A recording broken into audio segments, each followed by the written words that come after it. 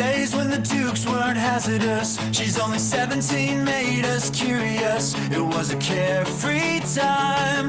How about we jump back and rewind?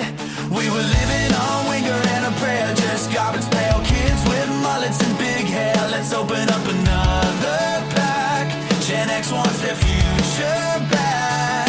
Break out the denim jackets and faded band patches. Share memories, Polaroid captured. It's the Gen X marks, the spot portraits.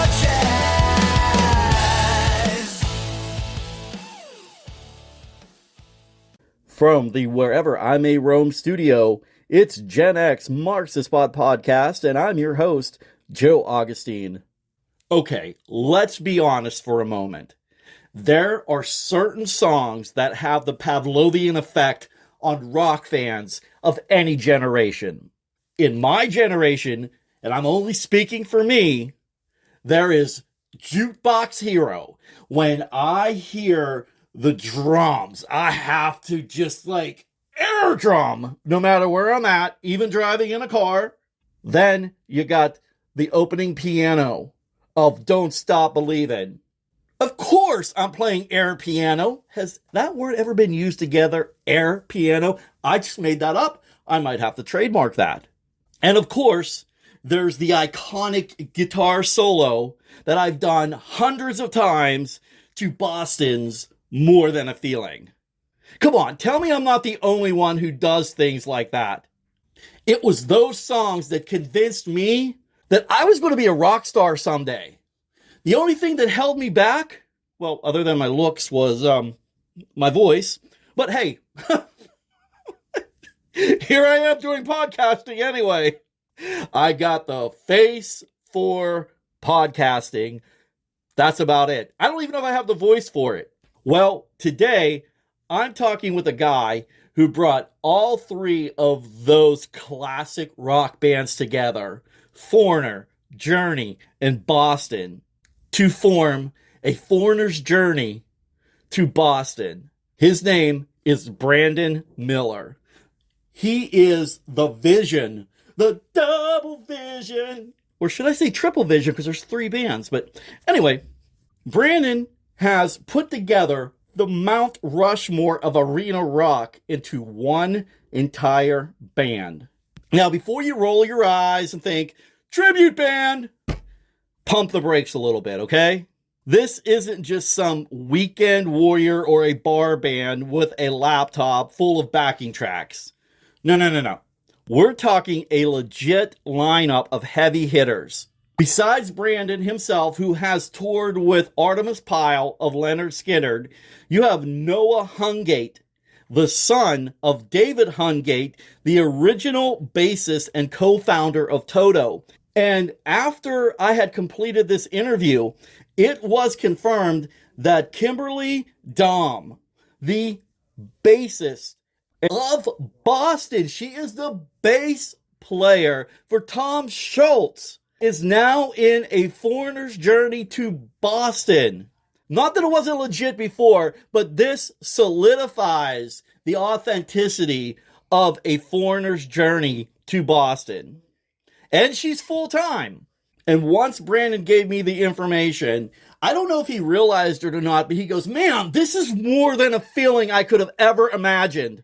And before I get into the interview, I want you to understand that a Foreigner's Journey has only been a band for a little over 1 year. And the idea of the band came to Brandon in a dream that he had one night. And as he woke, he sketched out a logo, a design, a concept for this band. Before I go on any further, we just got to get to the interview with Brandon Miller of A Foreigner's Journey to Boston. Brandon, thank you for joining Gen X Marks the Spot podcast. Well, thank you very much for having me. I appreciate it. Hey, you are welcome. Now, I know you kind of don't fit into that category of Gen X, but the reason why I reached out to you was simply for the fact that one day I'm scrolling through social media, and lo and behold, I come across a version of Rosanna. And I'm like, wait a minute, who is singing this song? And then I came across another video clip of Double Vision, a Foreigner cover. I'm like, wait a minute. So then I see it's a band called A Foreigner's Journey to Boston. And lo and behold, the lead singer, Brandon Miller. And I was like, how is this guy not discovered yet? And I reached out to you, and we formed a friendship here on social media and such like that. And I just had to get your story out there. When did you realize you had a passion for music? Well, it started. I was about 6 or 7 years old. This was about 1996, 97. Freebird the movie had just come out as a documentary about Leonard Skinner, one of the first ones in the mid '90s, and it was airing on CMT, which is Country Music Television. I think it's still out there on TV now, but um, and my father was gone all the time, working on pipelines and stuff, and he happened to be home that weekend, and he was flipping through channels. This was back when DirecTV only had 100 channels, and he flipped over to CMT, and it was kind of towards the end of the documentary, but it was Leonard Skinner playing live from Oakland, 1977, on Freebird, and they had just come out of the pretty piano solo in the middle of the song into the second and last verse of the song before they go into the chorus and the solo. And I saw Ronnie Van Zant, and I was like, God, this guy looks cool with his hat and everything with a rattlesnake. And then I saw Alan Collins, who was about 6'5" and towered over everybody, and he was wearing this really cool white suit with this gold Gibson Explorer, which in my child mind it was a gold guitar, but come to find out it was a 1958 Gibson Explorer, one of only 19 ever made in 1958. And so I was just something about him just captivated me, and then all of a sudden the song goes into double time, and he rips into this guitar solo in front of 120,000 people, and they just went apeshit. And as a 6 or 7 year old kid, I was mesmerized. I had never seen a concert. I had never really been exposed to music very much at all at that time. And seeing this, I was like, I don't know what I'm watching right now, but all I know is that's what I want to do for the rest of my life. When did you discover that they had ties to Mississippi, which I think I forgot is an important part here? That is where you reside out of. Correct. That's where I'm originally from. Yes. Well, my father and my mother, because my mother walked in halfway through the guitar solo and was like, "Oh, Skinner," and my dad. I remember something about my dad mentioning, didn't they crash in Mississippi? And my mom was like, "Yeah, I remember something about that, but I can't remember exactly where it was at." And but as a kid, I really didn't think that much about it at the time. I was more engaged with the guitar solo. I was just like, "Oh my God, like this is incredible." But then I started doing some research back then. We didn't even have internet. We lived out in the country in a single wide trailer, and we didn't have computers or anything like that. So it was probably 4 or 5 years before I was able to get a hold of more information about the band regarding the plane crash, which they went down in Gillsburg, Mississippi, about an hour and 20 minutes west of where I was born and raised in Hattiesburg. And on that was on October 20th, 1977 at 6:47 p.m. And so and when I found out they crashed in Mississippi, and then I discovered a song by Leonard Skinner that Ronnie wrote called "The Mississippi Kid," because he always said that he always felt like he had ties to Mississippi, so his nickname was the Mississippi Kid. It's just kind of weird how things that Ronnie talked about, a lot of that stuff came to pass in some strange way, and he was only 29 years old when he died, and but he always said he would never make it to 30. So it's kind of one of those things. It's almost like he spoke his own destiny, but he left a legacy that most musicians would kill, to leave in less than 7 or 8 years of him actually making it. Johnny Van Zant has done a good job carrying on the legacy. Gary Rosington left a couple years ago in April, and I was fortunate enough to be invited to his funeral. That was very surreal experience for me to be there amongst rock royalty, in multiple fashions, and even country royalty as well. But um, you know, but yeah, his brother Johnny has done a good job. Ricky Medlock, which is a friend of mine, and it was in the band in the early days for about 2 years, roughly playing drums, and he sang some backup vocals and done drums on some of the early tracks before they officially recorded the first major album pronounced Leonard Skinner. But Ricky and Johnny are the only two that are somewhat, from part of the original family, I guess you could say. And the rest of the guys, are just close friends and, higher guns. But hey, it's one of those things to where you got to carry on the music no matter what, because if somebody's not out there doing it on a major scale, it's gonna fade with time. So I have some ties to Foreigner through. Never knew that Kelly was even leaving until he announced officially that he was. I mean, they kept that very hush hush. I had heard through the grapevine that he was just tired of being on the road so much, because hell, he's been doing it over 20 years with Foreigner. He's had a stellar run. Most of your most famous rock bands only have a lifespan of about 5 to 10 years before they implode or fall apart. And occasionally they might reunite for some future tours. But for him to stay consistently with Foreigner touring for over 20 years, that's an incredible accomplishment. That's something I wish to God I could say. I had the opportunity to see Foreigner several times with Kelly at the lead. And for me, you could people can say that it's just a cover band, okay? Because right now there's no original members in Foreigner. Yeah. Even going back to Kelly's time, one, he sounded exactly like Lou Gramm. Sure. So that whole feel, that whole vibe was still there for me. Of course. And to put on a show like he did, he was running through the crowds. He was involved and he was invested in it. So I really respected that from him. Absolutely. He never tried to claim that he was Lou Gramm. He never claimed that he wrote those songs and composed those songs. He's always given complete credit to Mick Jones and Lou Gramm and the original members of Foreigner. He never exalted himself above them. And I completely respect that.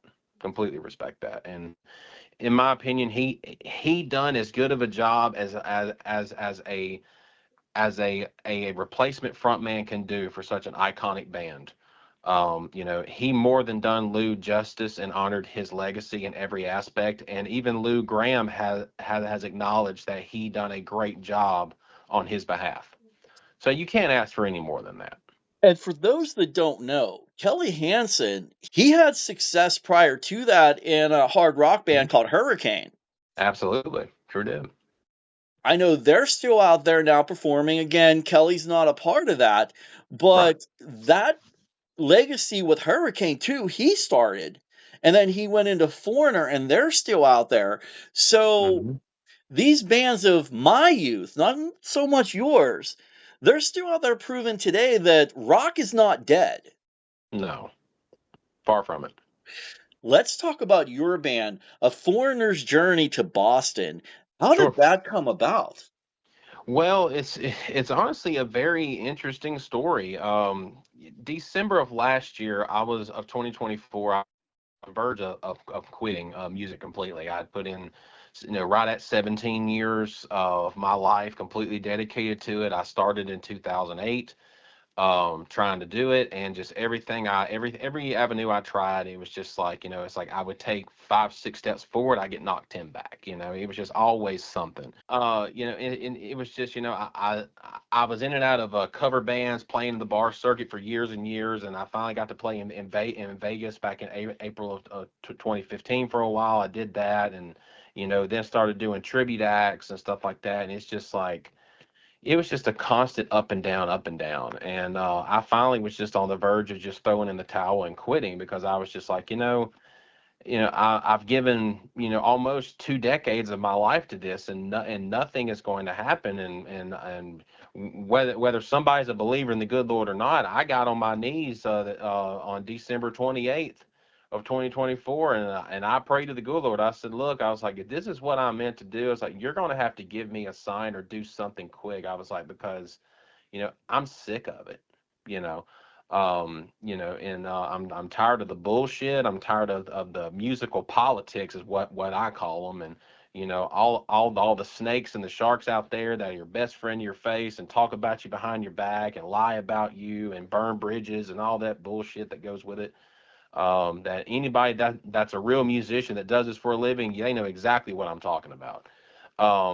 And that night I had a dream, and I don't dream at all. I've never been one of those guys that has dreams when he sleeps ever. But I had a dream that night of these wings with the Boston spaceship thing in the middle of it, with the Foreigner 4 emblem below it on like some type of a road. And I sat straight up in my bed, and it was just flashing in my eyes.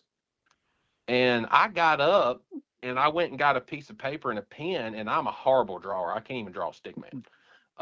But I drew this half-assed wing and Boston spaceship thing out on a piece of paper. And so I wouldn't forget it, just because, a lot of times when you forget your dreams, if you have one, usually pretty quick of what happened. And so I was up probably 2 or 3 hours thinking about it. And then this name come to me, something to do with Journey and Foreigner in Boston, but I wasn't sure exactly what I wanted to call it. I just had the idea. And a few days later, I called up some talent buyer friends of mine to pitch the idea as an investor. If I'm going to invest to build a band like this, it's not only going to take phenomenal musicians, but it's also going to take phenomenal production and everything else to get it to the scale that I want to do it at. So I got on a 4-way call with 3 different talent buyers, and they all thought I was crazy. They thought I was a freaking idiot. They were like, just about all 3 of them were like, you mean to tell me that you are considering putting together a tribute act that does Journey, Boston, and Foreigner? And I'm like, yeah. And then I'm not going to say their names, but one guy said, he said, okay, if you're serious about this, who the hell are you going to get to sing it? And I said, me. And hell, he started laughing. Oh man. He started laughing. He said, you mean to tell me that you can sing all 3 of those bands and do them justice? I said, well, I can't promise you that. I said, but I'm going to do my damnedest. I said, because I do know my vocal abilities as a singer. And they were like, well, what are you going to call this thing if you put it together? I said, let's say, for instance, say I called it A Foreigner's Journey to Boston. I said, if I could put this together, could you guys sell it? And one of the guys said, did you just come up with that off the top of your head? And I said, what are you talking about? He said, that A Foreigner's Journey to Boston. I said, yeah, I guess so. I didn't think about it at the time when I said it. And he said, that's really clever. I like that name. I was like, okay. I said, well, I think that's what I'll call it, A Foreigner's Journey to Boston. And one of the guys said, well, if you can manage to pull the musicians together, he said, I don't know where the hell you're going to find musicians that can pull off all 3 of these bands to record specs. But if you can manage to put this together and it be legitimate, give me a call. And I said, okay, I'll talk to you in a few months. And so I started putting the word out. And I had a first logo made. And I put the word out looking for musicians, and I went through probably 30 or 40 auditions of different players before I finally landed on what became the official lineup. Now, I have 2 primary guitar players in the band. I play guitar on the Boston set. I don't play guitar on anything else. But I went through 2 primary guitar players. I've had Andrew since day one, who is a phenomenon guitarist. He graduated from Berkeley, and he's a phenomenon. And then I have one other guy who's a dear friend of mine fill in for us, and then we were trying to find the right guy, and then Andrew recommended a gentleman by the name of Tyler Foose, who also graduated from Berkeley. And so we brought him in. We didn't even audition him. I told Andrew, I was like, I said, if you think the guy's good enough, y'all get together, work out your parts, and we'll go play. So we brought him up trial by fire style. It's like, and so we brought him up for a live show, and he played the entire concert. And dude, it was like he had been with us the whole damn time. And so when we done the Boston set, which has a lot of dual harmony solos, that are just extremely difficult, those two had sounded just like the record playing them live. And I was just blown away by how well those two guys really focused on breaking those songs down to a science. And not only playing the songs note for note accurate to detail, but they also are serious about the guitar tones, because Boston has that Rockman, that Tom Scholz engineered guitar tone, based off the Rockman amplifiers that Tom Scholz did not design and engineered. And both of them have really dialed in on that tone. That way, when we do the Boston set, it sounds like the record. And so I am very proud of everybody that's in this band. Jim, Joe, Della, my backup singer, and we have Noah Hungate, which is a phenomenon drummer. He's the son of David Hungate from Toto. I was going to bring that up. When you put out Rosanna, you made mention of that on social media. Your cover of Rosanna is phenomenal. Thank you. You're welcome. But, I want to back up just for a few moments here. Sure. You talked about the dream that you had, the Boston logo with angel wings, the foreigner aspect to it. When you talked about the portion of the road that was involved in that dream, did it even signify that that road you were on was a journey? Well, if you look at it as like a philosophical standpoint, it's very possible, yeah. Maybe this was the road I was meant to go on for years. But at the same time, I honestly feel in my younger years, I wasn't ready for this like I am now. I thought I was, because naturally when you're young, you're full of piss and vinegar. But as I've gotten older, I've mellowed out a lot, humbled out a lot, and I look at things differently than I did even 5 years ago. And I really think perhaps the good Lord's been preparing me all these years for where I'm at now. That's the best that I can honestly put it. I think there's some opportunities I've missed out on in the past, that I wish I could go back and change, but you can't do that. It's in the past now. But I really feel that everything happened in my career the way that it has for a reason. Because how things have fell in place for a foreigner's journey to Boston as smoothly as they have. Now, we've had a few bumps in the road, but nothing like I've dealt with in the past. The reception of this band has been extremely well. We had some people kind of raise their eyebrows, like, how good can this really be, taking on, basically the Mount Rushmore of stadium rock. But when they hear what we've done, with the studio cuts. Now, here's the thing about the studio cuts is that's us live. And we went in the studio well rehearsed, because we have our own rehearsal studio that we rehearse at. And we went in rehearsed, and we went in and, the 4 songs that we've already released, we cut Foreplay in one take. Foreplay Long Time by Boston. We did that in one take.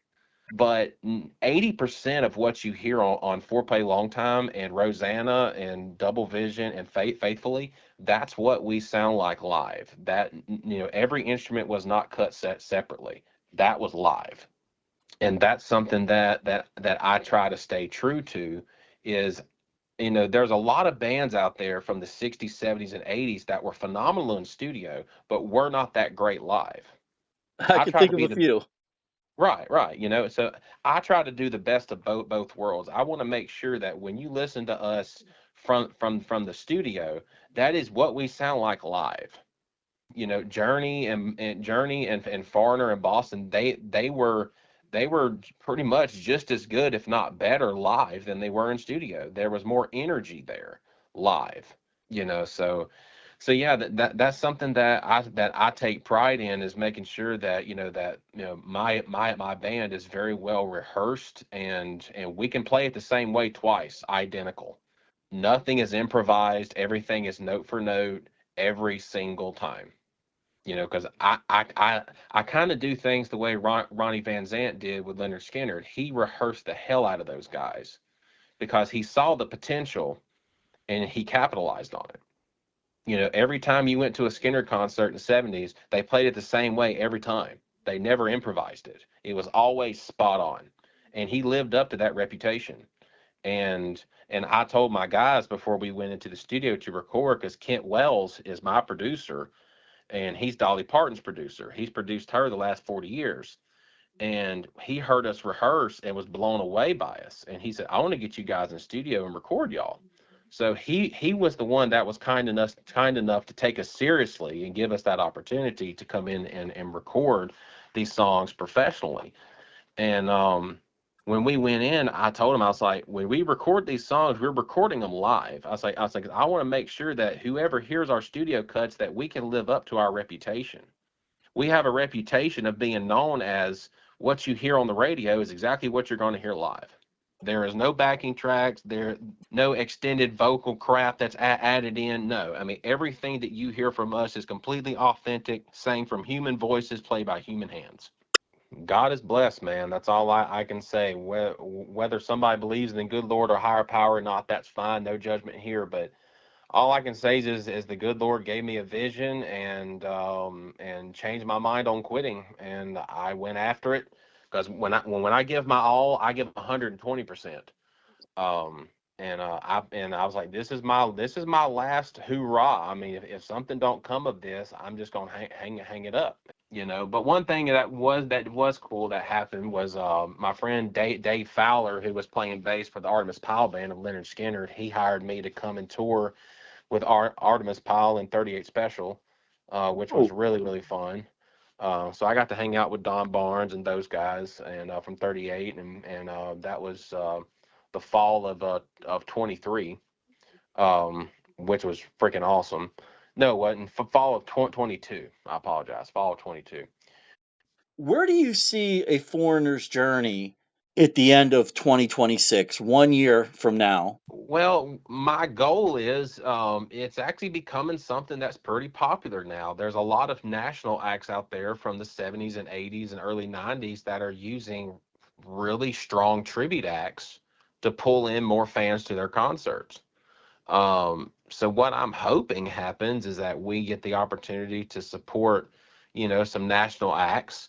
Hell, even some of the 80s hair bands, like, hell, Great White and Slaughter and Warrant, and, hell, even on up to, hell, Skinner. I mean, hell, I would kill to open up for Leonard Skinner. I mean, we're in the same wheelhouse. I mean, granted, they might be Southern rock, but I do know that Leonard Skinner back in the day, they done some shows with Journey in Boston and Foreigner at some big festivals. And hell, and now the current Skinner just announced they're going on the road with Foreigner next year. So I don't really see the problem, considering you get three bands for the price of one.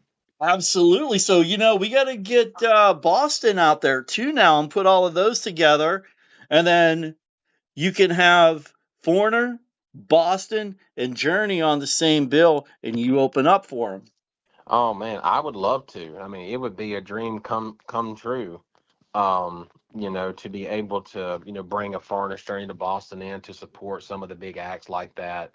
Because I mean, everybody loves the Journey and the Foreigner stuff, but I will say Boston is one of those bands hardly nobody touches, much less on the level that we do.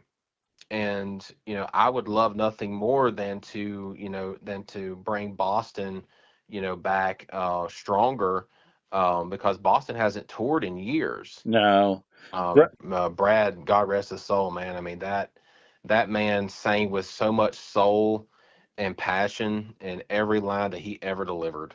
And I've recently gotten acquainted with his wife recently, Mickey Delp. And oh wow. And she's really sweet, and his Taylor 12 string that he used on the More Than a Feeling music video got stolen here several years ago, and she's been trying to find it and still ain't found it. And so I put the word out publicly to try to help her try to find that, but whether or not it'll ever show up, I have no idea.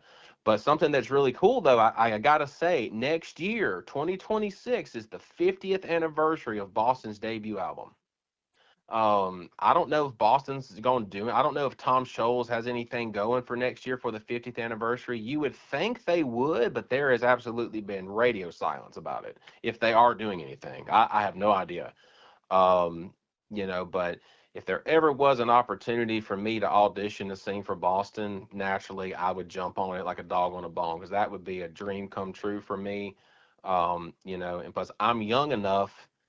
I have the stamina to sing those songs on the level that Brad did, live. I do my best to honor his legacy when I sing those songs, because we don't tune down. We don't do anything like that. We play them exactly to the record. And I give it my all every night in memory of Brad, which is one of my top 5 all-time favorite vocalists. But I will say something that we're doing, A Foreigner's Journey to Boston is doing. We recorded More Than a Feeling. Oh, and I haven't heard that one. I mean, I know no. the song, but from you guys. Yeah, we recorded it. We recorded 19 songs, and we done More Than a Feeling, and we done it as it's going to be the 50th anniversary tribute to Boston, and we're going to release it in January. Oh, wow. And it's going to be a 50th anniversary tribute to Boston and Brad Delp. He's no longer with us, unfortunately. He passed in 2007. But we're going to release More Than a Feeling as a 50th anniversary tribute to the band and Brad and Mr. Tom Scholes, who's still with us. Right. And I've got to say, it is extremely well done. The 12 string and then everything that's on it is all the guitar work. I mean, the drum sounds, everything is to record spec in every aspect. We worked extremely hard to really nail that, because that was their first #1 hit. Right. Yeah. And that's the title track to that debut album. So I'm like, I think January, the first month of 2026, 50th anniversary, I would like to release More Than a Feeling, and dedicate it, to the band and Brad, because no one's ever covered that song on the level that we have. And I thank God for Steve Perry. When I got my first Journey's Greatest Hits live album when I was about 12, 13 years old, my aunt got me that for Christmas. When I heard his voice, that was it. I started singing those songs and realizing that I could sing in those ranges. Well, granted, when you're 12, 13 years old, your manhood ain't quite dropped yet. So I was thinking, well, by the time I'm 17, 18 years old, my voice will get deeper. I won't be able to do that. Well, hell, by the time I was 18, 19 years old, I was, singing with the likes of, Journey, Boston Foreigner, and even Stillheart. I'm a huge Stillheart fan. Mike Matajevic is a big hero for me. All those high range vocalists like that, but Stillheart, is a huge love for me. And I've always wanted to meet him, and I hope I will next year. I would love to do some festivals and stuff that his band's booked on, because he when I first heard I'll Never Let You Go by Stillheart, I was like, oh yeah, this is it right here, buddy. This guy right here can shatter glass. 2026 is going to be I really feel a hell of a game changer for us in a positive way. The last 7 shows that we've had have been 85% capacity to sold out. And we thank God for that. Because we've worked hard marketing and promoting the band. And so social media, again, people, whoever's listening to this, if you're a musician, social media is your key if you know how to utilize it. And that's how I have promoted the hell out of this band so successfully, is through social media. I know we got to wrap this up here. I wanted to wish you the best of luck on your journey and your band's journey. How's that sound? That'll work with me. All right, Brandon, listen, I already got it penciled in. April 4th, 8 p.m., the Craft House in Pittsburgh. I'm there. Sounds great. Look forward to meeting you, my friend. I appreciate you coming out. All right, buddy. I will talk to you soon. Sounds good, brother. And so, as a foreigner's journey to Boston and Brandon Miller continue into the new year lighting up the stages, I have to say, the greatest acknowledgement of legendary bands, and it doesn't have to be Foreigner, Journey, or Boston, isn't in just recreating their sound. It's in capturing the spirit that has made them timeless in the first place. And Brandon knows that. Brandon's living that. And I have to give Brandon the utmost respect because he is keeping the flame of classic rock burning bright for new and younger generations to discover. Brandon, I know I'm going to sound a little corny here, but that's never stopped me before. So, don't stop believing in the power of rock and roll, brother. And I know this feels like the first time. Okay, I'm not even going to... That was bad. I'm sorry. No disrespect. But I know this is not going to be the first time I interview you because I have a hunch you and A Foreigner's Journey to Boston are going places. And Pittsburgh, if you want to experience A Foreigner's Journey to Boston yourself, and trust me, you do, mark your calendars. The Craft House in Pittsburgh, April 4th, 2026. A Foreigner's Journey to Boston will be on stage. And while you're there, remember, this isn't just a cover band you're watching. You are witnessing a dream that is in motion. And I'm going to leave you with that. Peace out. Props for listening, everyone. I am Joe Augustine with Gen X Marks the Spot podcast. It's the Gen